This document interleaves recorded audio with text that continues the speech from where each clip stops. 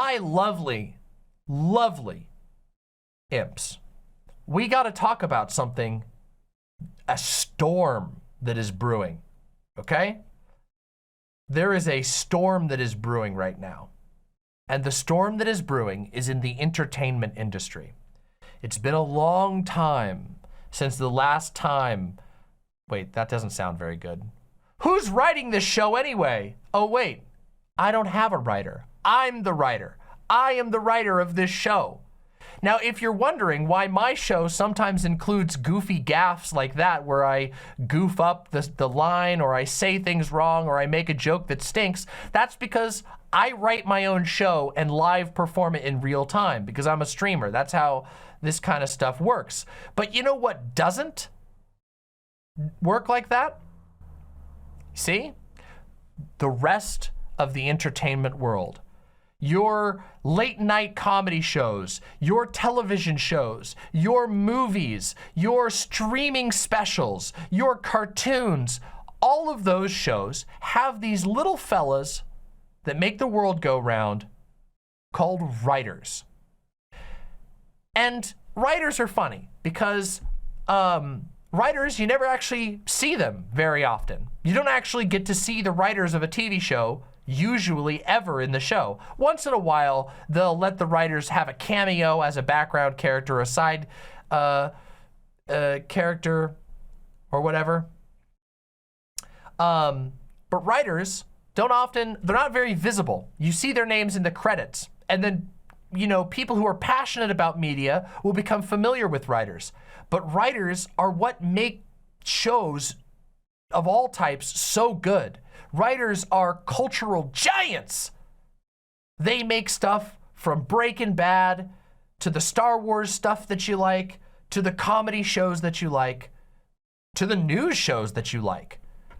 And writers, as of today, are going on strike.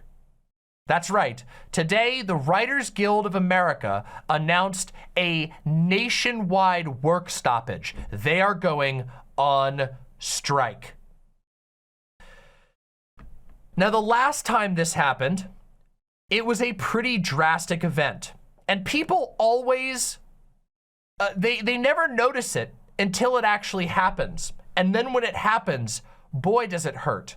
You see, here in America, culture is what keeps most of us alive. We don't like to admit this very often, but basically, no matter what walk of life that you're in, whether you're rich or poor, whether you're middle class or whatever, culture is what keeps you going.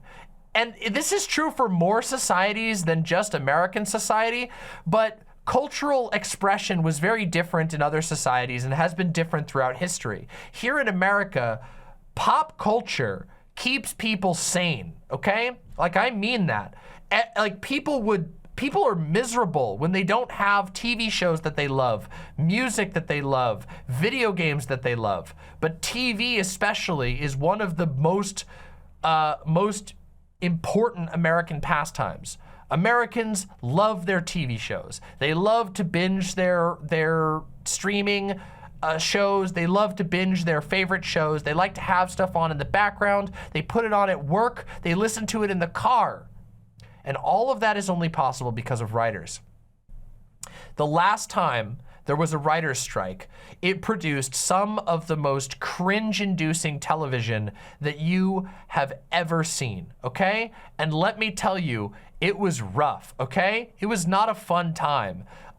There was a unbelievably obvious decline in the quality of popular media during the last writer's strike. The last writer's strike was 2013?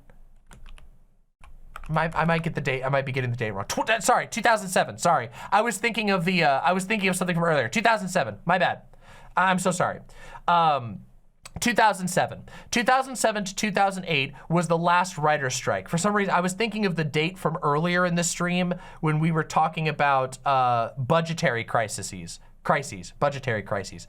The 2013 was the last big debt ceiling crisis.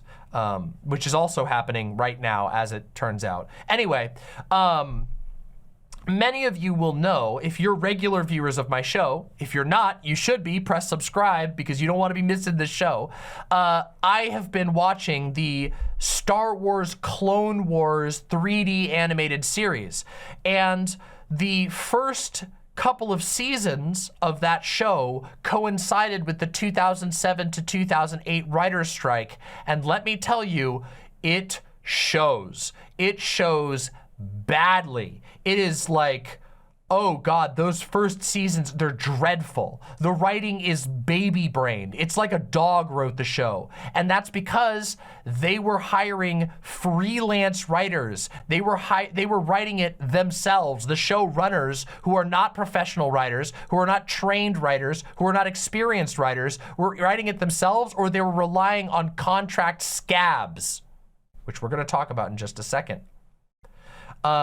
But this is not the only type of show that suffers. Real quick, I want to show you a clip, okay, from Conan O'Brien's Late Show back in 2007. This has, of course, been going viral, and I want you to understand that at the last writer's strike, this is the type of stuff that was actually going on. So let's watch this clip real quick together, just so you can get an idea of what happens when writers go on strike. And then we're gonna talk about why they're going on strike, and then we're gonna talk about what it actually means to the broader culture. Let's watch this real quick. Here we go. I think that was in Blazing Saddles. All right, here we go. Susie, are you ready to time this? We're going for 41. So, by the way, they're cutting back to the production room. As you can tell, Susie is not an actor or an actress. She's wearing a sweater. She's in the production area, okay? Let's go. Seconds. If we do it, this will be television history. Susie, you ready to go? I'm ready. Okay, you excited, Susie? Yes, good luck. Not a genuine bone in her body. Here we go. Try and get a good spin. If I don't, I'll start all over again. Band, I hope you're ready. Here we go. And that's a good spin. That's a good spin. Oh, yeah. Oh, yeah.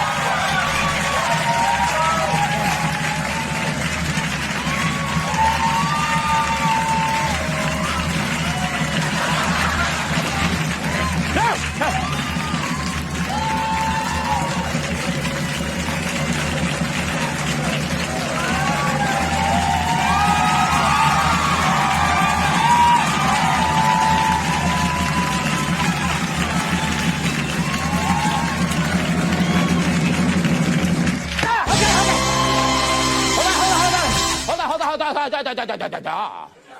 Susie Santamora, what was the time on that spin? That looked like a good spin to me.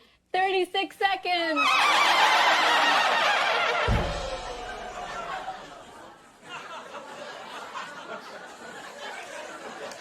"36? I thought I had it. Pender, what was that sound you made when I lost? It's hard enough without writers to lose a ring spin, but then to have a horse laugh at me. Ultimate indignity. Trust me, there's time to do it again. Let's not be in a rush to do it right away.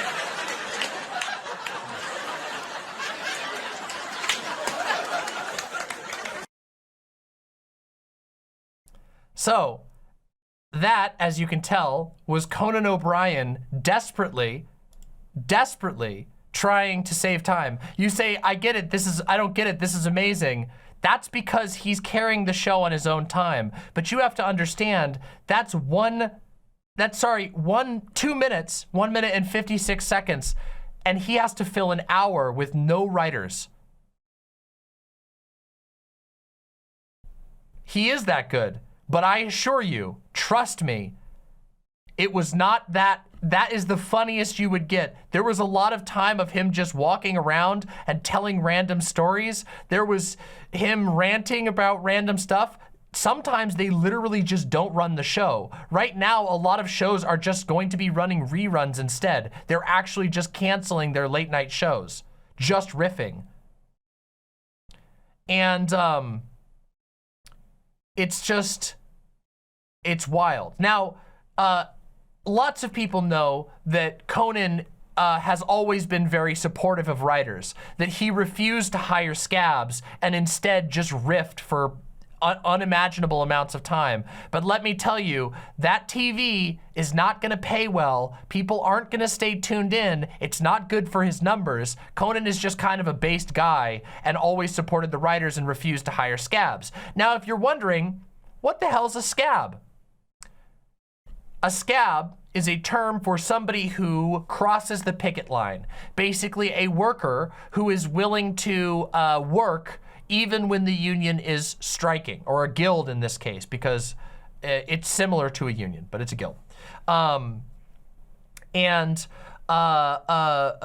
Scabs are, first of all, frowned upon generally for obvious reasons, because it's particularly mercenary-like behavior when you know that the work environment is so bad that people are striking, that the pay is so bad, but that you're so much of an opportunist that you're willing to work anyway and defy the union and or guild. However, warning to those of you out there who are feeling a little bit mercenary-like and are going, ooh, this is a great opportunity to jumpstart my writing career. Wrong! Actually, the Writers Guild of America regularly enforces its right to permanently ban you from membership in the guild, as do many unions, if they discover that you, and they will discover because writing credits are credited, if they discover that you're a scab. So don't get any ideas.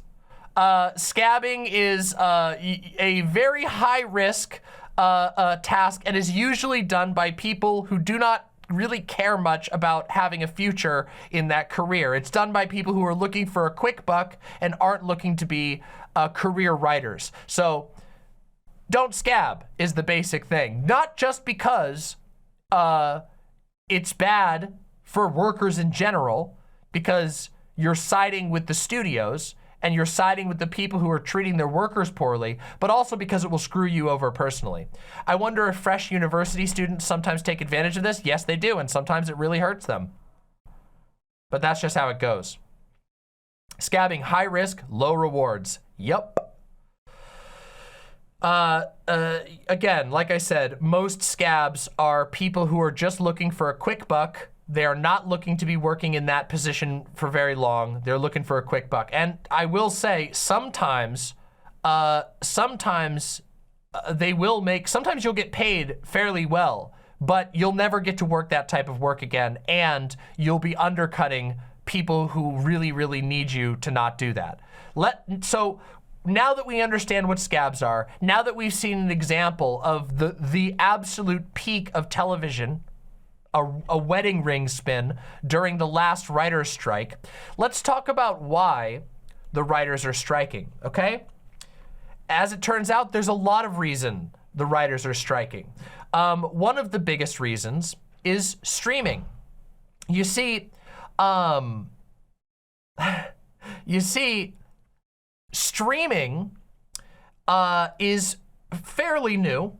And during the last writer's strike, streaming was still sort of on the rise. You guys will probably recall that was when Netflix was basically moving from being a DVD rental by mail service to actually being a streaming service. Back when Netflix had basically every single show in the world, you could watch basically anything on Netflix because people didn't understand just how popular streaming was going to understand. However, writers got screwed. Even in the last writer's strike, writers were not able to win over favorable contracts for streaming. You see, studios have basically, since the onset of streaming, have tried to pretend that streaming is somehow fundamentally different than all other forms of television before. They've tried to argue that it's not the same thing as cable television, and in some ways, there is truth to the argument that streaming isn't the same thing as cable television. In fact, some might argue it's more profitable than cable television. In fact, objective fact might argue that streaming is more lucrative and more profitable than old school cable style television. Now, in the previous writer's strike, there was a whole bunch of issues that came up. A lot of it, of course, centering around pay and benefits, and a lot of it around manipulative and abusive contracts that were being wielded in order to basically pay writers particularly badly. In fact, yesterday I was reading a article that was written by one of the writers on SpongeBob, and I wonder, wait, did I actually save this? I wonder if I can give a direct quote. If not, I'll retell the story here. Oh, I didn't save it. It's okay, I'll retell the story. The SpongeBob writer, as we all know, SpongeBob, one of the most successful comedy cartoons of all time, unbelievably lucrative for Nickelodeon. This SpongeBob writer wrote about how they were being paid at day rates, which basically means you're a contract worker. You would get paid for the days that you worked. You were not salaried. You did not have a long-term contract. And they were talking about how not only were they paid day rates, they didn't know if they were going to be asked back in the writer's room until the next week. So they would go in on a Friday to write an episode of SpongeBob, and they wouldn't know until the next week if they would even be called back to write another episode, regardless of the success of the episode. They put forward their pay stubs for, they added up all their pay stubs for that year. As a main writer on SpongeBob, they walked home $14,000. $14,000 on a show that made millions upon millions upon millions of dollars. A show that is still selling merchandise, that is still selling specials, that is still doing movies to this day. No, $14,000 for the year is what one of the writers on SpongeBob made because of the way that the contracts were at the time of the writer's strike. So this is what led to the first Writers Guild strike that we are referring to here, is the pay rates were dreadful. They were unsustainable. Writers were being asked to live in cities like Los Angeles, where the rent is unbelievably high, and they were not even able to make minimum wage. No, they didn't get benefits because they were being paid as a contract worker.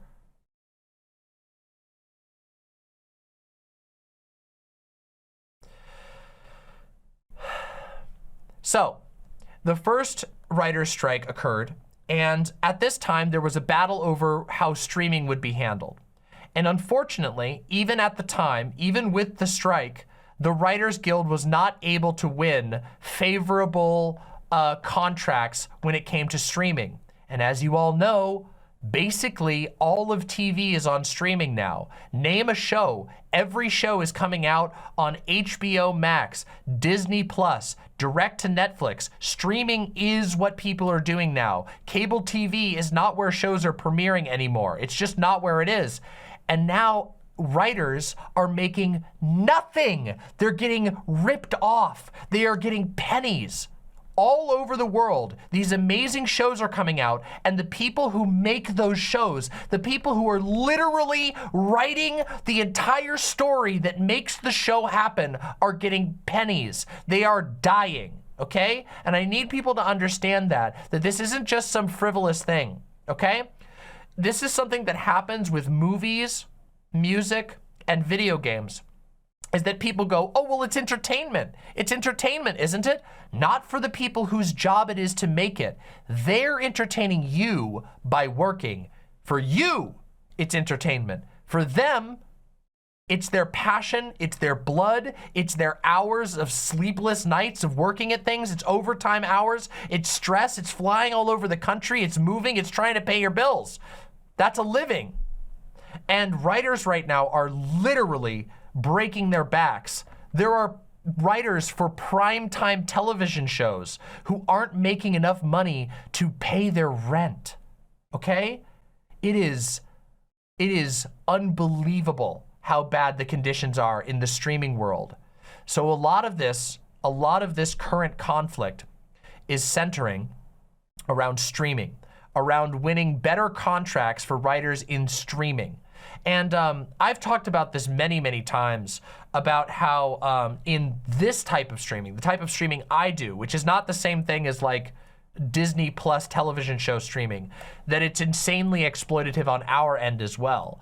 That streamers like myself, there's so much I could talk about. We get basically next to nothing, despite the fact that as you guys can see, I have 600 concurrent live viewers right now and get tens of thousands of views on my videos. We get a pittance. They'll run ads and make money off our videos. We don't get any of it. Even when our videos are fully approved, they take enormous percentages of the shit that we're making. So the overhead that's just scraped off the top is unbelievable. And it's even worse on platforms like Twitch.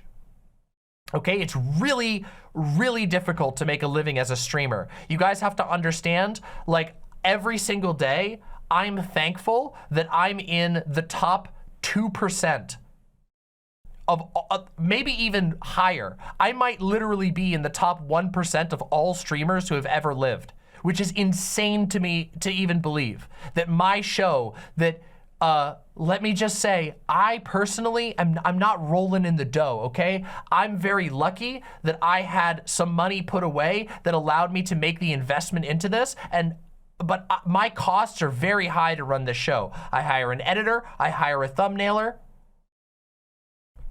I hire a Discord manager and a Discord admin. These are necessary positions. So I have very high costs, okay? And this is just on this end of things, okay? And it hasn't always been like this. A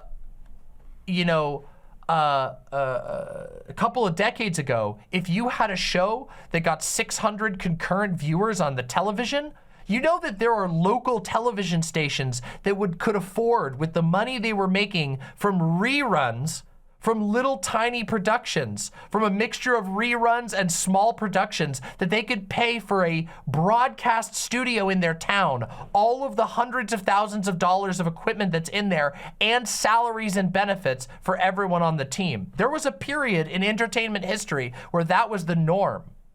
But increasingly, money is scraped away from the workers and up to the executives, away from the workers and up to the investors. And it is at one of the worst cases, to the degree that you can't even imagine it. The amount of money that flows into a company like Disney through Disney Plus, the amount of money that flows into a company like Netflix is genuinely incomprehensible to the average person. It is unfathomable. And not even drops are reaching the people that actually make the shit that makes those platforms live. It is rent seeking all the way down. And everybody will, the defenders will always say, well, if it wasn't for Netflix, you wouldn't have a platform. The platform isn't everything. The platform is literally meaningless without the content to fill it. That's true for every single platform. Without the content, there is no platform. Platforms certainly help distribute the content, but there are other ways to get content out, and there were other systems that distributed content prior to this one. And also, if things weren't so harshly monopolized, if the money wasn't so concentrated, maybe it would just be normal to have multiple platforms, and that would just be a normal thing. We live in a hyper-centralized status quo, where a handful of big players are able to basically choke out the entire broadcasting world, and it leaves writers, it leaves rank and file creators starving, literally not able to pay their bills while they are creating content that keeps mega corporations afloat, that keeps mega corporations not just afloat, that keeps their executives on their yachts, that keeps their executives on their private jets, that keeps them in their mansions, and also that keeps you all entertained, you all out there. Right now, and I am but a humble YouTube streamer, okay? Right now, the amount of eyes that are fixated on me, the amount of eyes that are being entertained and delighted, that are being informed by what I do is a lot. That's a lot for me to be carrying on my shoulders, you know? And I don't even have a platform, the likes, even close to the likes of which, of a Star Wars show, or a HBO animation like Primal, or a primetime television show like Succession. Primetime, it's streaming world, you know. These shows keep people going. People are willing to pay monthly subscriptions every single month for these things, and the writers aren't getting anything. A lot of these writers are being paid on contract basis. They're being paid in the same way that an Uber driver is paid. And Uber drivers, as we all know, aren't treated well either. But even still, I think we can understand there's a little bit of a difference even between Uber driving and writing for these big shows.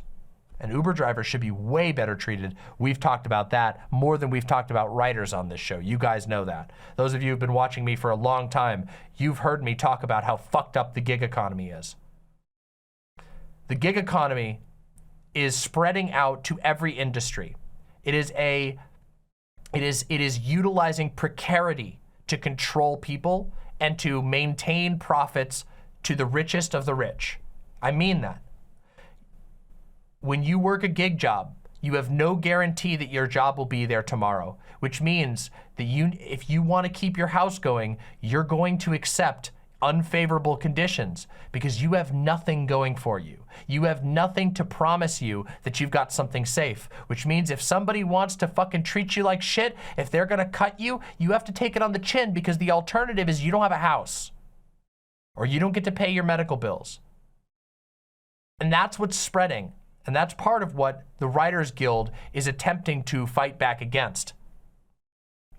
Now keep in mind that the Writers Guild is not the only organization, but they do indeed staff a vast majority of the writing jobs are in partnership with the Writers Guild. That's how these sorts of guilds function, is they get as many people to join as possible.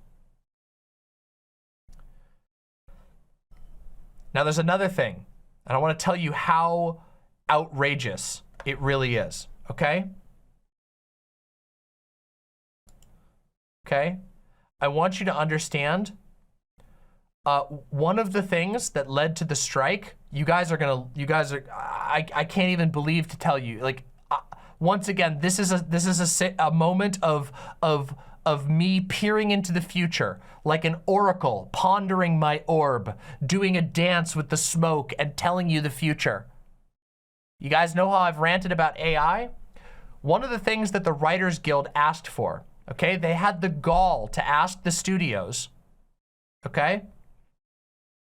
Here's what they said. The Writers Guild said, we demand that you do not use AI to write scripts for television shows, that you do not use, and that you especially do not use AI for rewrites, which means if there's an episode that needs to be rewritten for whatever reason because of changes, that they will not use AI tools to rewrite that episode. And third, and this is the most important one, they demanded that Writers Guild work, it will never be used to train AI algorithms, because that's a big problem, right?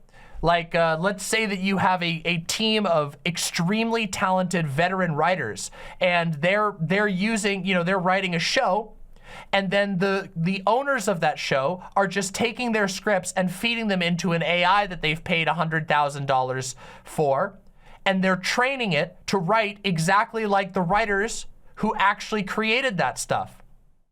So those demands seem pretty, those demands seem pretty reasonable, right? Don't feed our writing into your AI algorithms. Don't use AI to write episodes, and don't use AI to rewrite episodes. The studios unilaterally denied that demand. I'm not kidding you. They actually denied that. They said, nope, that's a bridge too far. We want to be able to buy and train up AI algorithms to replace you, and you should have no say in it.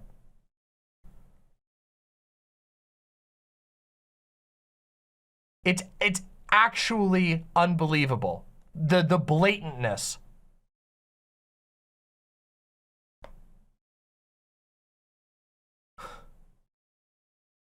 And it's bad, not just for the writers, it's bad for you viewers out there. All of you out there who watch TV, you guys want to watch nightmare, horrible nonsense that is made by AI, that is completely repetitive and just dressing up in the skin of an actual writer, a writer who lived and breathed and learned to create art that was meaningful. They're gonna feed you fake, made-up pablum, and we all know it. We've all seen the AI. It's not exactly hard to tell when something is made by AI. All of these stupid idiot AI evangelists out there are literally coping. They're the biggest copers on the planet. There is no fucking AI art that tricks anybody, and everybody knows it. Even the least media aware people can tell when something has been made not by a human. But hey, what if you don't have a choice? What if that's the only thing that's on the TV? Because the guys who are making $900 gajillion a year, who own all the platforms, who get to make the decision as to what's on the TV, decide it's cheaper for us to not hire writers and to instead just steal their art, plug it into our algorithms, and have it create TV shows that are just good enough. And you all are so desperate that you'll tune in and watch whatever the fuck is put in front of you. Is that the world we want? That the type of world that we're gunning for? Because that's what studios are gunning for. We all spend a lot of time on this channel shitting on art that is made by committee, art that is made to completely strip any risk, art that is so safe that it tastes horrible when it enters your nose and your mouth and your ears and your eyes. That's already the world we live in without AI. It will be, you have no idea just how bad it can get. You have no idea just how bad it can get. You go fucking watch the first season of Star Wars Clone Wars and see what it was like when things were being written by scabs, and then multiply that by 10, and you'll understand how much worse it will be. I call your bullshit, Ellen DeGenerate. I call your bullshit. This is one of those moments where in the future, the AI world, I will be wrinkled up and holding on to my infernal orb, and you're gonna see my face in the future going, I tried to warn you! Art without humans is meaningless. It is not art, okay? That's not to say that there aren't aliens out there that we could share art with, but in the context of the world that we currently live in, there aren't many other beings that are capable of making art. Art is a tool to communicate very complex emotional messages from person to person. It requires history, context. It requires intentionality. AI cannot provide that and never will.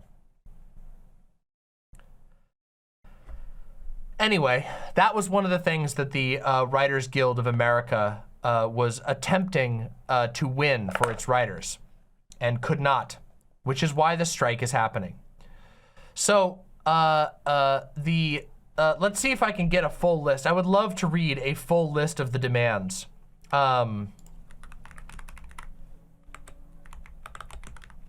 Let me see here.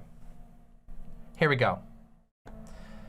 Here are the demands. I'm going to read off the demands right now from the WGA on strike website, okay?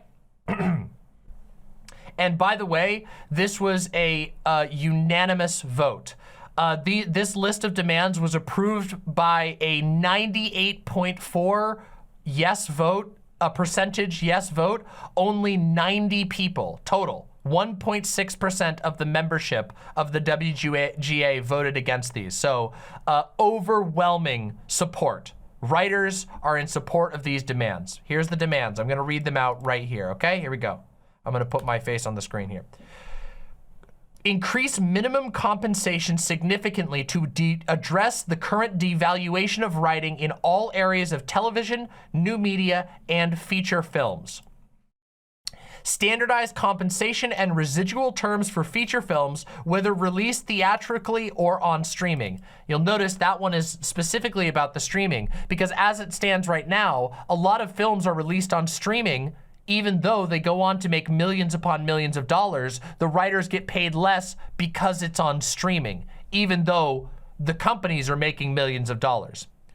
Address the abuses of mini rooms. I want to get a full definition of that.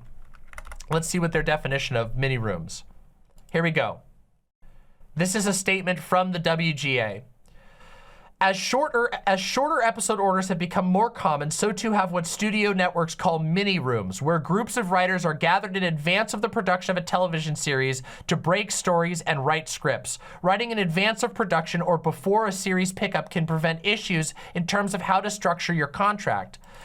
A mini room is a writer's room above all. This is the assertion from the Writers Guild. Guild members should understand exactly what they're signing up for when they are engaging in a mini room project. Because there is often no production commitment at the start, experienced writers may find themselves working at WGA scale. For that reason, writers should try whenever possible to negotiate an overscale weekly rate for each week in the room. Your work has the same value in a mini room as it does in a writer's room. Your fee should accurately reflect your title and your experience. So basically, mini rooms are a loophole, is what I'm understanding here. Mini rooms are a loophole way for studios to get away with paying people less because the structure is slightly different for ultimately the same room, same work. So, address the abuses of mini rooms. That's the third demand. Fourth demand, ensure appropriate television series writing compensation throughout the entire process of pre-production, production, and post-production. So one of the big problems that writers have is that they are underpaid for pre-production work and they are underpaid post-production. What this means is that writers don't end up getting residuals. If a show does really, really well, they don't actually get to see any of the money. And if they do a lot of work for a pre-production, they are often underpaid because it's a risk, even though they're still actually doing the work and the company is getting all of the labor there. Now, this is a very manipulative thing that studios do. They've done this for a long time, is that because they don't know for sure that they're going to use the script, they'll pay less for the pre-production work. Even though, as we've seen many times over, they will often hold on to a script and then use it later and make a ton of money off of it. So, there you go. Demand number 5, expand span protections to cover all television writers. 6, apply MBA minimums to comedy variety programs made for new media. So comedy variety programs online, they want protections for those people. Increase residuals for undercompensated reuse markets. What that means is they want people to be paid residuals for stuff that is getting rebroadcast on other, as specials, that's being rebroadcast on streaming. If there are shows that were originally made for the theaters but are now being brought to streaming, they want to make sure that writers are getting paid for that. Restrict, and then finally, for this part, for compensation and residuals, this is there. We are on number 1, 2, 3, 4, 5, 6, 7, 8. Demand number 8, restrict uncompensated use of excerpts. I think that's fairly obvious what that means. They're taking excerpts of a work and not actually paying the writer for it because they're only using a small bit of it, quote unquote. Next. Pension plans and health funds. There is one demand under pension plans and health funds. Increase contributions to pension plans and health funds. I think that's fairly straightforward.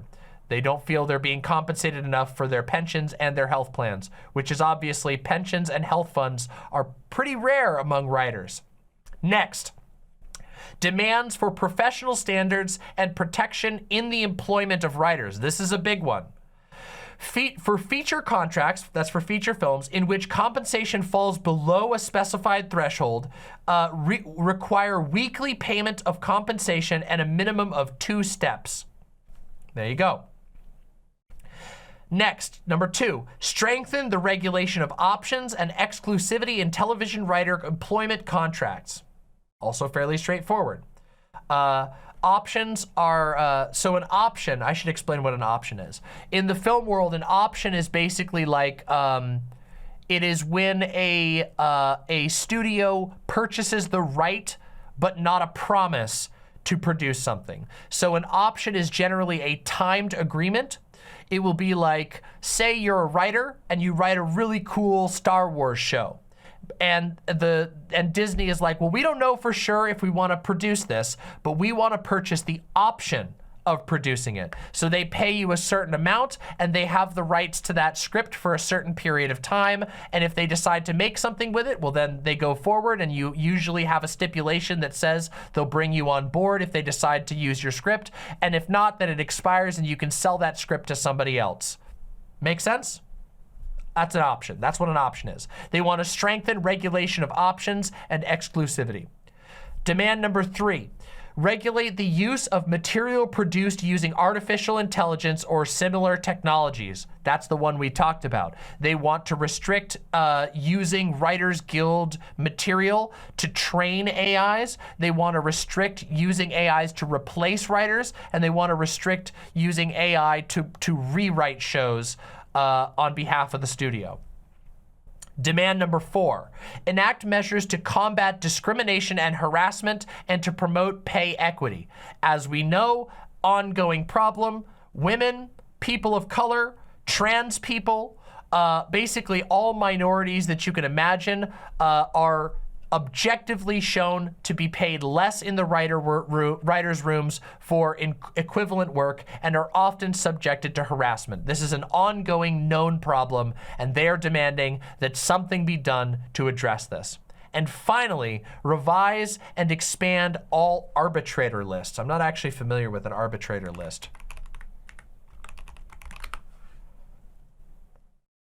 Okay, so that's lawyers. Basically, they're saying that they need to have a broader list because the studio's list has way too many studio favoring arbitrators. So an arbitrator is basically a lot of contracts will say that instead of suing, you have to agree to arbitration, which means you sit down with a legal arbitrator and you have to work out. You basically have to work it out in private. You're not allowed to sue if you sign this type of contract. They're asking that the list be expanded, presumably because there are too many studio favorable arbitrators on that list. That's all the demands for currently. So it's a fairly simple list of demands.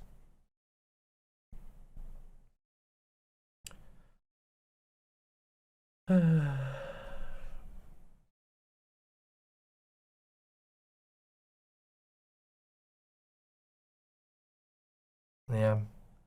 Anyway, there's the list of the demands from the Writers Guild of America. Now, I'm going to drop this in chat so you guys can check out this website. This is the WGA-contract2023.org. You can find out tons of information. It will be tracking all kinds of info and also gives you information on how you can assist writers and see who else is supporting them. Of course, you can also follow the Writers Guild of America on Twitter if you want to keep up with all of this. I certainly will be. So there you go. Let's talk about what the strike is actually going to mean for everyday people. Femboy Low Poly says, my brain is too smooth to understand everything, but I hope the writers win and the corpos lose big time. We'll see how it goes. We will absolutely see how it goes. Obviously, if what I would urge my lovely viewers to do is pay attention to how much writing changes during this time. Pay attention to how shows that release, you know, that are like shows that are written on a short-term basis, how low the quality goes, and remember just how valuable writers are. Talk to people about it. Bring it up. Maybe go dive in, take a little bit of time and go dive into media that was made during the last writer's strike, just so you can see how important writers are to the media that we all enjoy. And of course, I'm going to be covering this a lot. So all of you who are here right now, I'm going to be talking about this a lot. And there's a reason for that. I used to be a writer. I still am a writer. It's not my primary work anymore because I'm a streamer, which still entails a lot of writing, believe it or not. But I used to work as a freelance writer, and I write in my free time. This is very important to me. Inevitably, it's probably going to be good for my show that the rest of television is doing poorly. People are going to be looking for new forms of entertainment, and they are probably going to come check out live shows like mine that don't have a writer's strike going on because I am my own writer. And as a result of that, I want to make sure that I'm doing my part in bringing attention to the problems that are making the world the way it is.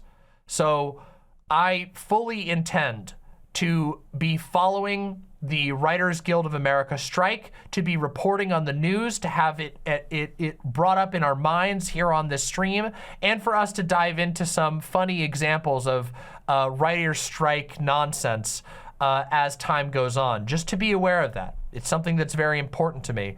And I have nothing but solidarity for the people who have made some of the most wonderful pieces of art that we are lucky to get to enjoy. I have nothing but solidarity for them. And I hope that they get their demands and more. I don't think reality TV is gonna save them this time. Yeah, people are pointing out, is it enlightened self-interest? It's double enlightened self-interest, actually.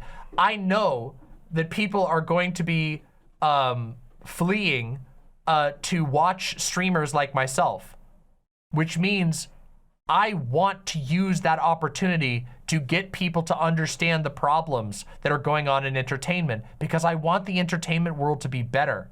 But also, I am a writer. I want to be able to do writing in the future. I want to be able to do more than just what I'm doing now. I don't want to just only stream for the rest of my life.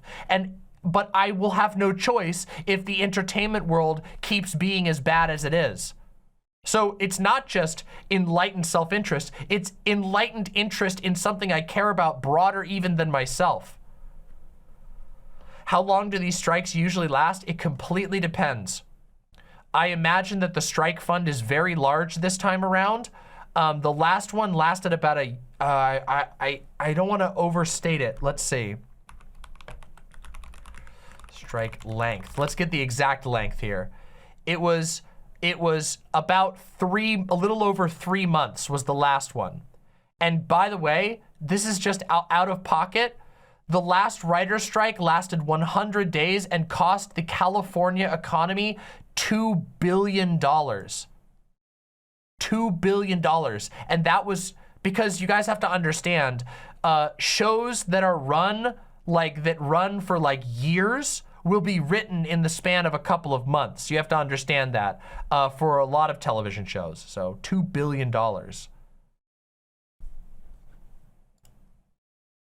Anyway, somebody mentioned here that reality TV won't save them this time. Yeah, part of the reason there were not as many victories in the last writing strike is because the studios were able to throw out a bunch of garbage reality TV. You guys are probably familiar with some of the famous television shows that arose during that time. Reality TV became a go-to because you don't need writers for reality TV. The weirdos that you find to put cameras on and do weird stuff in real time are your writers. But people don't really like reality TV that much anymore. People just really aren't into reality TV. It was a fad at the time, and so studios were able to sort of slow down the damage by doubling down on reality TV, but reality TV is not what it used to be. It really isn't. Killjoy 40K says, just a quick reminder, streaming networks are about to be hurting really, really bad, as basically every Disney show is gonna have to be delayed or be written by scabs. Yes, this is a very pivotal moment for them to strike, which is good. We want the union, we want the guild to be able to do as much damage as possible, as quickly as possible, because that will force the studios to agree to their demands, and we want that.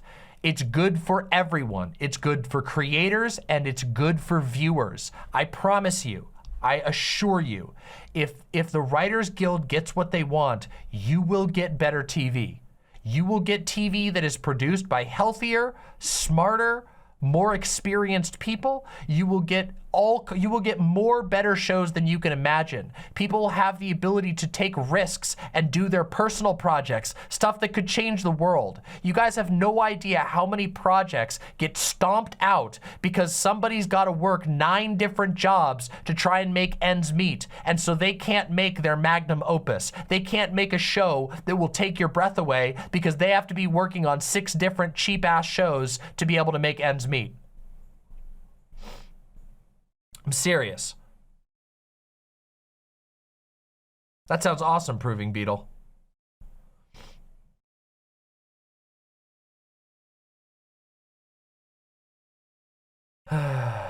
Anyway, that is the current state of affairs for the Writers Guild of America.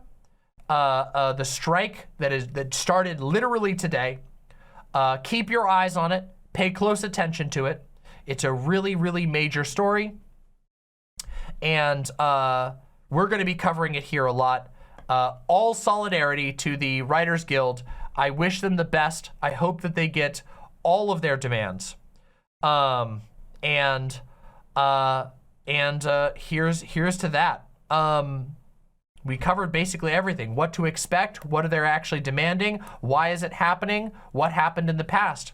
There you have it. If you enjoyed Demon Mama's coverage, if you heard the signal today, make sure that you press subscribe down below and leave me a comment with your thoughts. I would love to hear your experiences with the last writer's strike. I would like to hear your funny anecdotes. Whatever you got, leave it in the comments below, and make sure that you're subscribed to Demon Mama, because I'll keep you informed and entertained. All right?